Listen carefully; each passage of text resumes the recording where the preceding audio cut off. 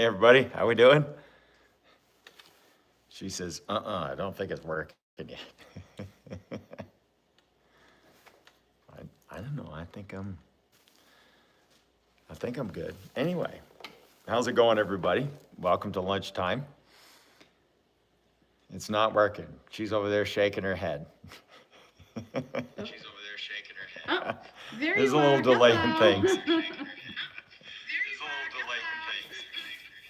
You got to turn your volume off. I'm at it. Turn the volume off. I did. Hey, warning, Kurt. Hey everybody, how we doing? Welcome to lunchtime. Uh, what a great season we had this year. I want to say out of the almost 30 years that I've been going to Maine, and in the beginning I only went up for like a week or so. That's the only time I could get my vacation. So it was the first or second week in November when I went to Maine. And since then, after this 30 years or so of going up, and mixed in with hunting New Hampshire as well. For quite a few years, we hunted on the border, and I did both states. But this year here was just phenomenal for like the weather conditions. Never seen so much snow the entire time, just about. And for the amounts and for the temperatures and everything, this was just a stellar season. We had a wonderful time, a little shorter than what we would normally do. Just had lots going on. And some years you may not be able to hunt as much, and this was a year where we couldn't go quite as much, but did have a great time. I've never seen so many deer as this year in the whole North Country. Like the check stations, did double what they would normally do, some of them. So like the numbers of deer on the landscape and the numbers of bucks on the landscape was like more than I've ever seen in nearly the entire time that I've been going to Maine. And definitely the best in the last 20 years for sure. Like I think 5 years from now, we look back, we'll say that was the heyday. This really was exceptional. This year, it wasn't super hard to find big ones. There wasn't a lot of them, but there was a few. The few that there are that were kicking around, especially the ones that were older and weighed up pretty good, those bucks were really pestered. There was lots of people chasing them around, and getting opportunities at them was really difficult. Finding a lot of them gigantic tracks was really hard. The numbers of those older deer compared to the numbers of younger ones was just skewed quite a bit. Like there was a lot of younger deer, 2.5-year-olds, lots of those, 1.5 and 2.5-year-old bucks, crazy with them.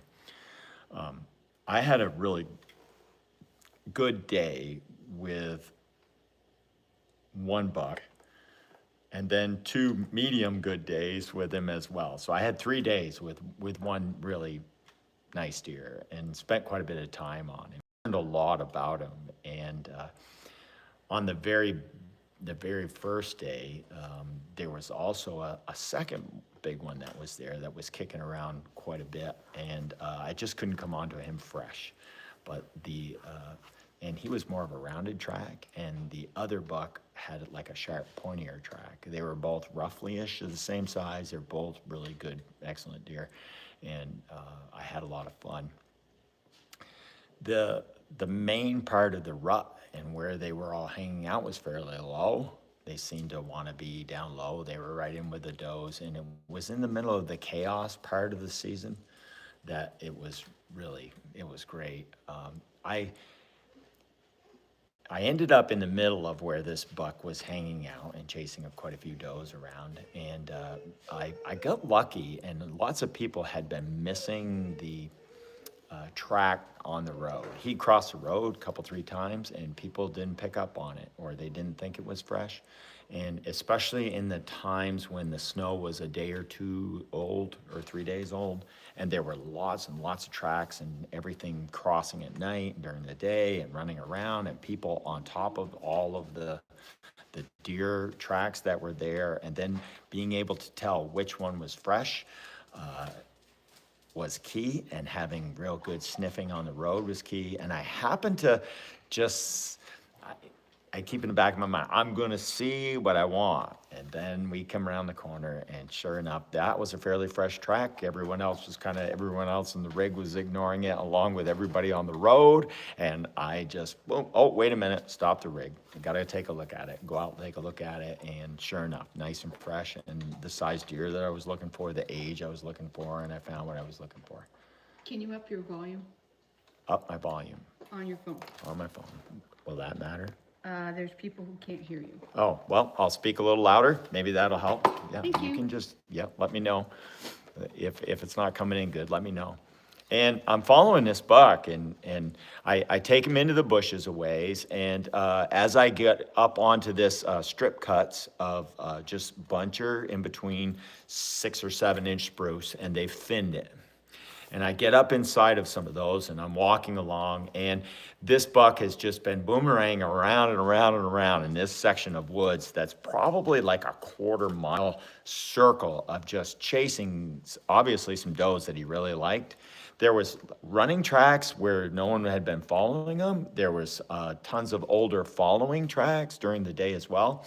And as I'm following and just kind of, I get into this really crazy super barnyard of about a 1/4 mile of just him going everywhere in these woods. You really couldn't go probably 35 yards without coming across his track all the way across this whole set of woods. He had been everywhere so much. And of course, because there's some older stuff, he'd been there for a day, and there was some fresh stuff from the night, and then active stuff that he was doing as I was there. He's running and circling and just going and going. And I get into this gigantic barnyard of just him going everywhere. And of course, whenever you come to the barnyard, and especially if you can see some, I like to just pull into it a little bit and just see if he's right there. And I get into a spot where I can see a little bit better, and I can see a couple 100 yards down some of these lanes, and I can look around and I listen for a long, long time. And I'm fresh out of the rig, which is difficult. I would rather run into the deer after I've been out of the rig for at least an hour. I don't like to just get right out of the rig and walk, because if I bump right into him, I might not be paying the attention. So like as soon as I get out of the rig, I usually go pretty easy and I go pretty slow, just in case something's right there and I'm not like wired up and really paying attention. So I pull up into this area and I have a look and I don't see anything. And it's fairly silent. Like you can hear a long ways. So, but the walking's awesome. And I say, well, I'm going to commit to the downwind side of the barnyard first, because he could be running around. And if he is making a circle and coming back my way, I don't want to disturb him. And I want him to just let him do his thing and not have him know that I'm around. And whenever I come to a barnyard, I generally like to go on the downwind side of it if I have a choice. And so I took the freshest track into that barnyard, which he'd been circling and moving and going everywhere. And so I start to the right a little bit on the downwind side of it. It's a slope that goes uphill some, probably not more than 100 yards maybe.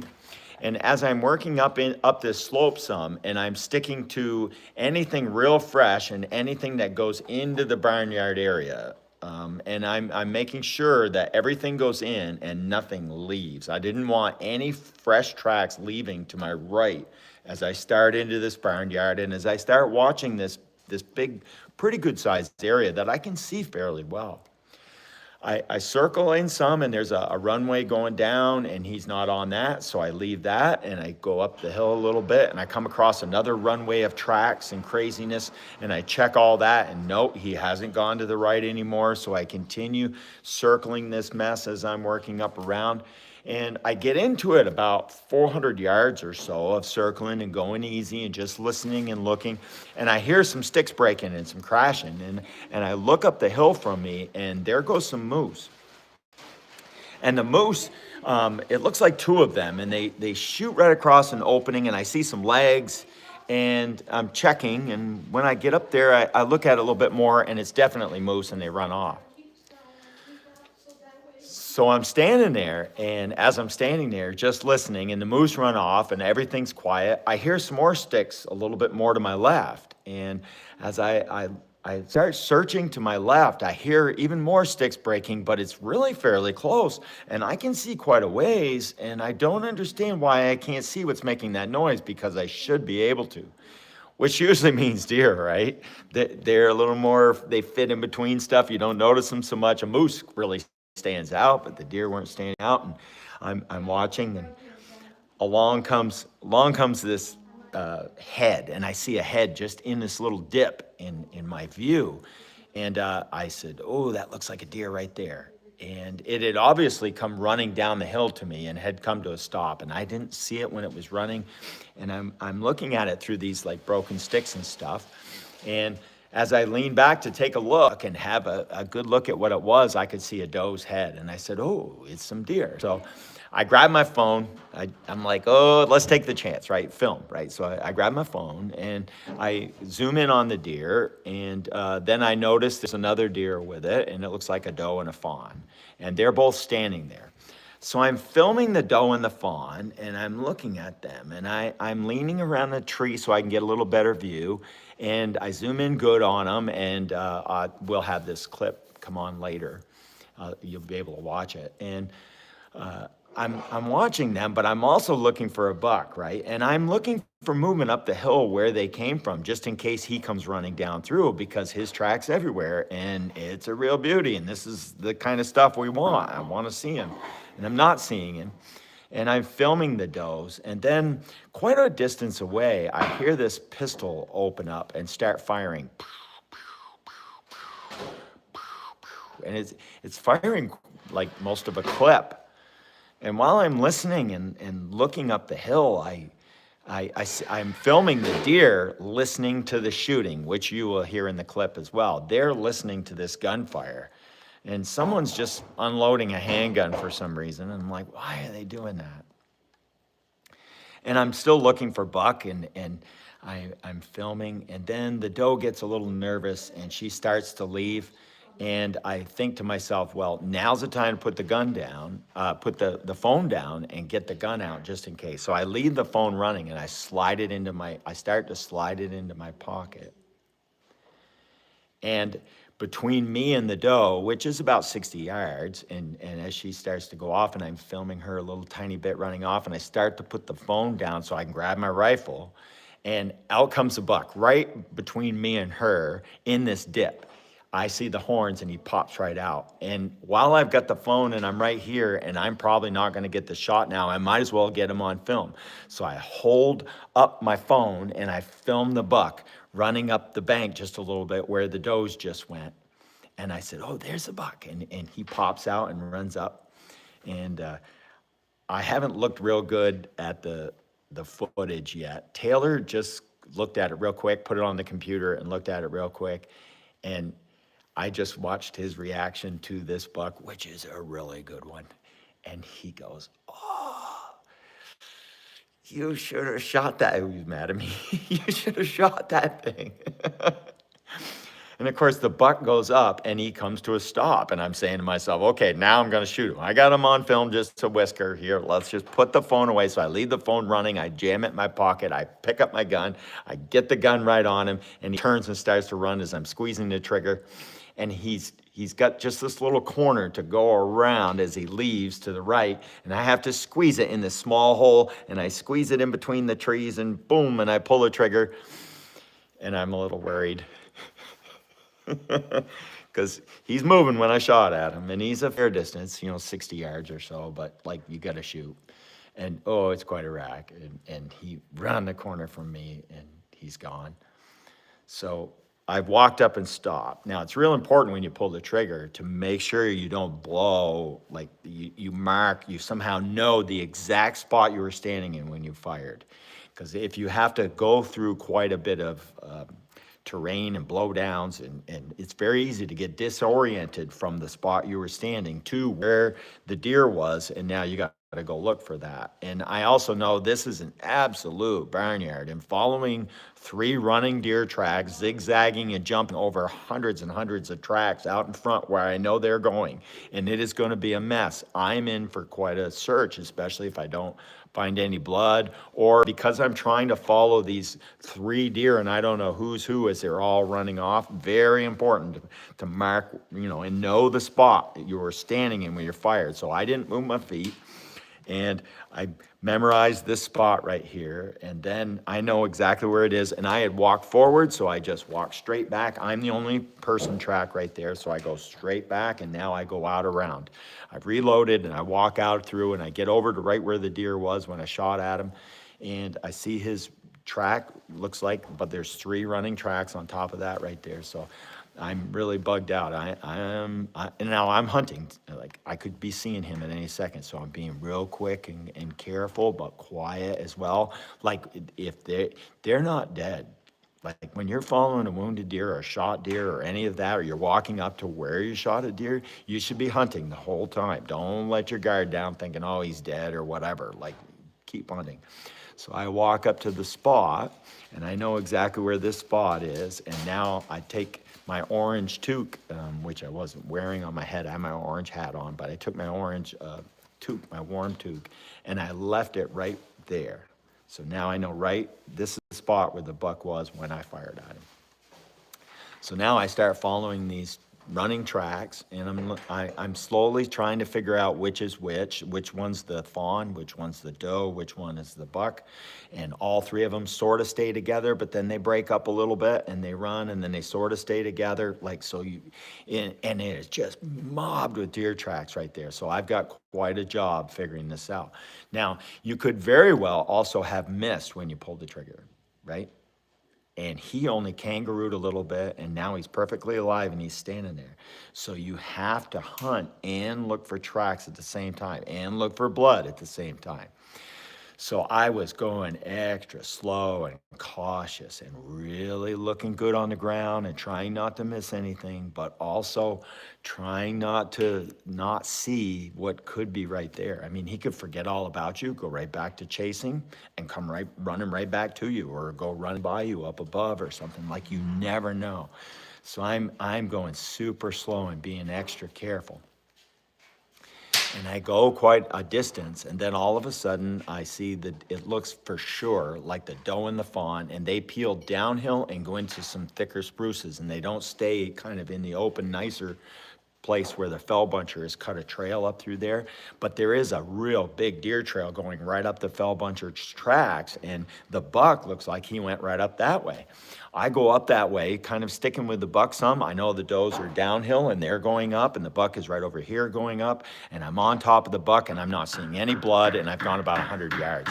I'm not feeling real good about this. I didn't see any hair, no blood whatsoever, and I'm working my way up this trail where the buck was running, and now I can't find a running track anymore, but there's tons of his tracks, brand new, fresh, going in both directions, walking and running after the does. It's just an absolute nightmare of a mess to try and cipher out. But I go up the trail best I can, I go another 100 yards, 150 yards or so. I'm not seeing anything. I can see a fair distance, and I'm not seeing anything. And I'm like, I'm not going to stick with this anymore. I'm going to go back to the place where I shot. Now, I just got done doing this. It's been about 15, 20 minutes of me going real easy, checking. I said, no, I'm gonna go back to where I fired and make sure I didn't hit some brush or something somewhere or something. I need some more evidence at the spot where I fired. So I walked by some long ribbons on the way back down, and I grab a couple of those ribbons. Now, they're a pretty good strip of ribbon, and I go right back to the spot where the buck was when I fired at him, and I hang a ribbon up right there. Now I go down and around, and I go back over to the spot where I fired, and I hang up a ribbon right where I was standing. And then I look at the ribbon up in the woods where the buck was, and along its path about 10, 12 feet out in front of me, there's a little tiny twig, like right exactly where I fired up through those trees. So I hung a little small piece of ribbon in between the other 2, straight up the bullet's path. That's right, lined up with the right height to where the deer was standing. Then when I've got those two ribbons hang up, I walk back on my trail, back around to where the buck was when I fired, and now I look down the bullet's path to where I came from. And as I start walking down through the woods, looking along the trees in the hole that I had to shoot through, I'm looking for evidence of the bullet striking some of those trees or something down through there. Well, I go down in there about 15 yards or so, and I come to a 6-inch spruce tree, and the bullet hit about 1.5 inches over right through the side of that tree, and I clipped that tree. Now the bullet turned quite a bit. It went into the side of the tree and it was only about 1 inch inside the edge of the tree, and it turned a little bit and it went downwards just a little bit. And I said to myself, oh, I caught that tree, damn. Classic, right? So now I go back and I start walking back up where the deer went. And I'm saying to myself, I'm pretty sure I didn't get the buck. But what I am going to do first is I'm going to see where those does went. Now, if the does went a ways and then turned off sideways and the buck went up the hill someplace, eventually he's going to turn and go right back after them does. He's really interested in them does. He spent quite a bit of time with them. And so instead of looking for the buck where he walked up the trail or seemingly walked up the trail, I couldn't find his running track going up through there anymore. And I'm pretty sure he was just walking. I said, I'm gonna go see where the does went because they peeled into the garbage. So I go into the garbage with the two does and I start up through and I break into some red planted pines. And as I'm going up through those red planted pines, right on a runway, the two does are still hopping right along, but they've slowed up like crazy. They're now probably 300 yards from where I shot. And I start up this little trail, and the deer trail up through the red pines splits, and it becomes 3 different deer trails right in front of me, the paths they've been using. And I'm standing at this junction of those paths, and this is a good place to be. And I thought to myself, I'm gonna try my tipper can. So I go with my tipper can, and I'm listening, and I up through the woods, I can hear something.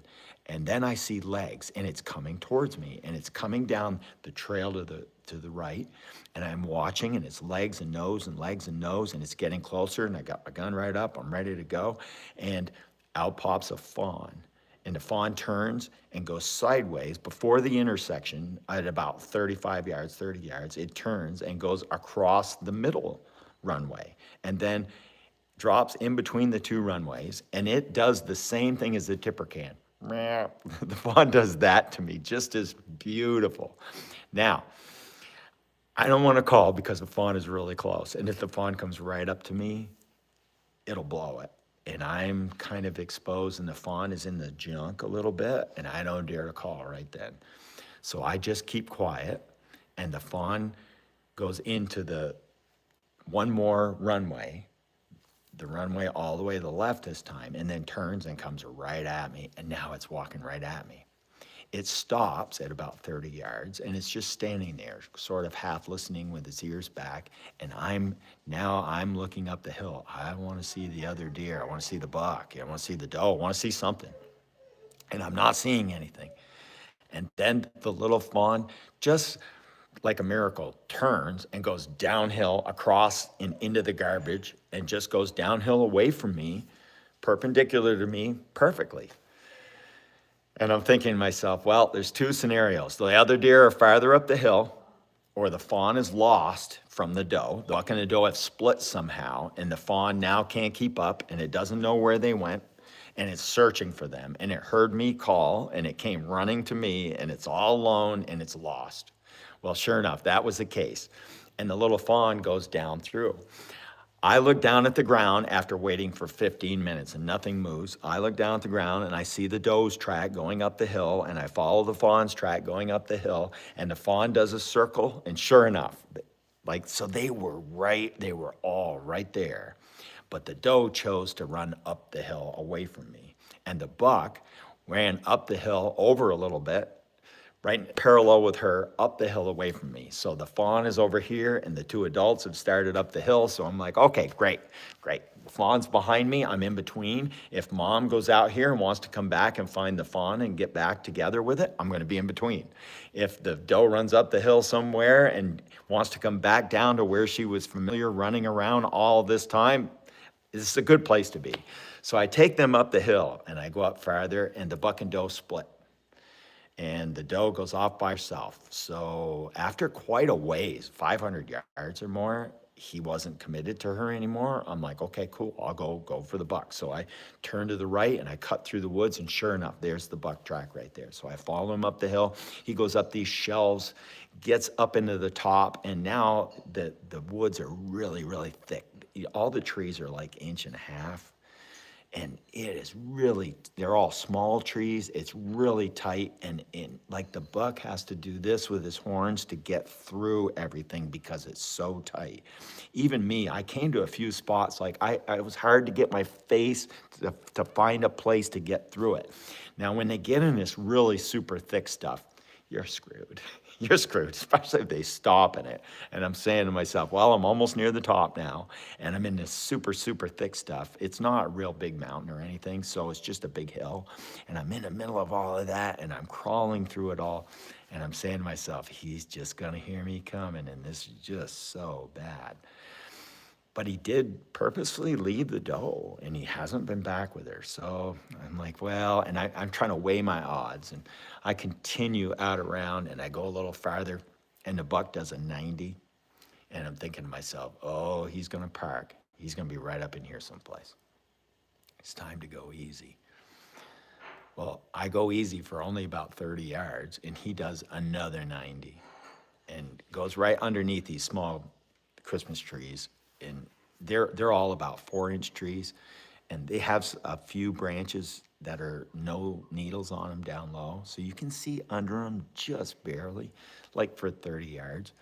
And he does this 90 and goes right into these like super tight trees. And I said, oh, he's gonna be in that stuff laid down, and I'm already screwed. Or he's seen my feet as I walked because he was laying down, he could see underneath that. Sure enough, he had been laying right there and was looking, and he saw my feet coming and nothing I could do about it, and boom, off he goes. He did the perfect doot, doot, lay right down, just, and again, like, what are you gonna do? There's absolutely nothing you can do about it except get him up and move him on. So I go crawling over to the bed, and sure enough, and he gets up and he walks kind of easy and then takes off running pretty good. He only goes probably 175 yards and comes right back together with that doe. She had gone through, and he came back onto her trail, and now he's coming up her.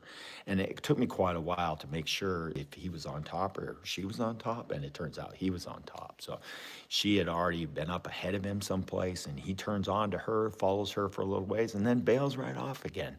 And he goes off on the side, and there's this big cliff way out in the distance, and I'm thinking to myself, he's gonna be over by that cliff someplace. He was headed right for it. Sure enough, I get over by the cliff, and he pulls up to the edge of it, rubs his horns a few times, and I'm like, I gotta catch him on this cliff or it's over. Like, if I don't get him right here, this is it. So I go super easy. The wind is good coming up over the cliff, nice. It's a big straight drop off that is pretty good size, and I'm really hoping I can catch him right. Just, you need that corner. Like, I always want to be coming around a corner, and he's obviously chilled out. He's been rubbing his horns. He made a couple scrapes. He's just kind of doing buck things, but he's going easy and real gentle, and he's not like on a mission. Like, I gotta go find something. He's not doing that. He goes over to the cliff and steps up to the side of it and then drops down a little bit. And I'm thinking to myself, I don't want to go down over it if I don't have to. So I don't have radio contact with anybody, so I did have cell service. So I texted and said, if anything, if you can't find me tonight, go over on this road because I'll be out there someplace. I texted that just in case. And either way, they'll find me, which they would come looking for me anyway. So I peel down over the cliff a little bit, and he drops over the cliff and then turns and goes to the right on the cliff quite a ways, and just kind of diagonaling down, and then all of a sudden does a complete 180 degrees and goes the other direction. So he zigs and then zags on this big, huge cliff. I mean, it's enough so I have to hang on. I cannot walk down over without hanging on to stuff. And it is a significant downhill. It's got to be 400 yards to the bottom of this thing. And he's now going sideways right on the face of this thing. And he was going this way and then just did a 90 and went that way. And I'm thinking to myself, he smelled something. There's another deer over there. There's something over there. Well, there was a bed probably 200 yards and a doe had laid down in it. And she had come from way out the cliff, came this way on the cliff, laid down, turned around and went back that way. And he just goes up to her bed, checks it, and then drops down only a hair and goes right back to the right again. Like he did this big zig and zag. And if I could have got there a little bit faster, I'd have shot him right there. That would have been good. And I was really hoping, I'm like, oh, if he zigs and then zags, I got him. But if not, he might just go. But he definitely smelled something. So I was really hunting, but I also lost a fair amount of time. And whenever the terrain is super steep, that's when you end up in trouble because it takes you so long to like climb it or to navigate it, and you can't do it quietly, and you end up making these big chunks of movement, like when you come to a bank and it's real slippery and you just have to slide down it, right? You end up doing those kind of things and it can screw you. Well, back over this way, I'm watching, right? And I'm watching to the right, I'm watching to the bottom. I'm looking for another zag just in case, because I can see quite a ways, but he's definitely hooking to the right, and I'm going down and down and down and down, and then he just commits to straight down. Well, now I'm looking out in the distance and trying to cipher out where I think he'll head, and sure enough, he's headed down for the lake down there, and he's going right at the lake. He's just hammering, walking right along, and then as he gets near the bottom, he's almost like a dog, right? Or like you, when you're coming off a cliff, you take these big steps, you know? He was doing that all the way down over, jumping and going, and it's like, oh man, like we're gonna, now he's kind of turned on, and we're going again. And we end up going all the way down to the bottom. We were quite a distance down in there, and he finds himself another doe, lays down a bunch of scrapes, and goes round and round and round. Now it's 3:30, and he's starting to hook around this entire lake, and I'm not going to walk all the way around this whole lake, even though it's tempting to continue. And I end up having to bail off him. And at 3:30, and I want to say 4 miles from where the rig was, straight shot with the GPS. I've gone a long ways now.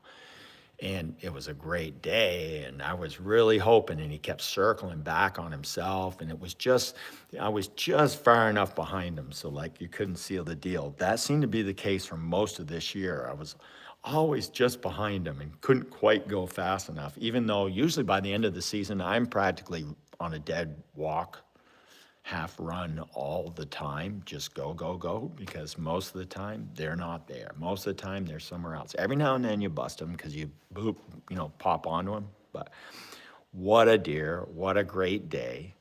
And we'll definitely get some of that footage out so you guys can see a little bit of that. And the deer's making scrapes and throwing dirt 18 feet, and a beautiful track. And the other buck that was running around in those same woods, I couldn't find him fresh at all. And he had a big gargantuan round hoof, huge track. And I never got on to him fresh ever. Later on this winter, I've seen both those bucks now. They've both been, they're both still alive, and they're still running around. And that part's pretty amazing. A fella's feeding them, and I was like, oh man, look at that thing. What a buck, But that's the way it goes. You just go out and you do your best, and when it works, it works. And if I hadn't tried to film, I'd have had that thing. But that's kind of the price you pay, right? If you want to film. And it also, with me, I don't mind because it helps build a legend a little bit. And that buck is now, he's smart. Oh, is he on it? Like, he is so paying attention all the time. And both of them now are kind of legendary status. When a buck makes it to 5 or 6 or 7 or 8, like, he's a legend. He's been able to avoid so many things and to live that length of time. And that's what makes them really awesome. And that's what I'm looking for, is to hunt a legend. I don't care if I don't kill him. If it works out, great. But to hunt something like that is really what I live for. I love to see small bucks, and if I get a chance to shoot a small buck and I want to, I will just do it. I'm not too proud when it comes to that. If I decide I want to kill one, that's what I want to get. I have a hard time sometimes shooting a small one when I know there's some big stuff kicking around. But anyway, time to eat lunch. Glad you guys stopped and paid attention and watched. And I want to thank everybody for liking and subscribing, and all of our circle members. Congratulations on your guys' deer, and thanks so much for supporting us. And thanks to all our subscribers and followers. And it's really humbling how much you guys appreciate stuff, and we appreciate you. And have a great day. Take it easy, guys. So long. Take care. Bye-bye. Oh, down here. Oh. Oh, way up here. Got to figure it out.